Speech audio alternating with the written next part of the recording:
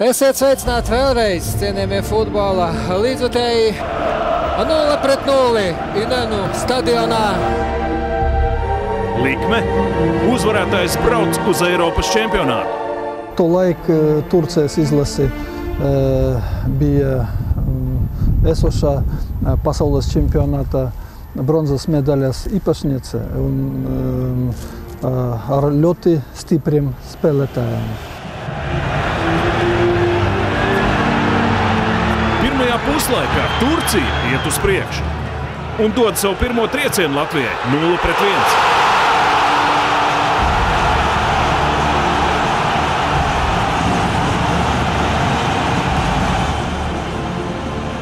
Arī otrajā puslaikā Turcija turpina uzbrukt un 64. minūtē Latvija ir uz ceļiem 0-2.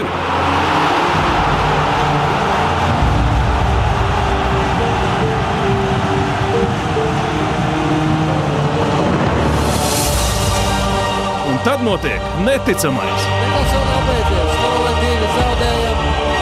Aizāns. Jubilētājs!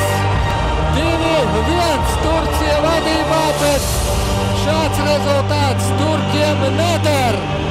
Vai patiešām Latvija brauks uz Eiropas čempionāta финал турнира? Если мы попадем в Португалию, мы не то что не верили, мы даже не боялись говорить об этом. Это слишком высокая мечта.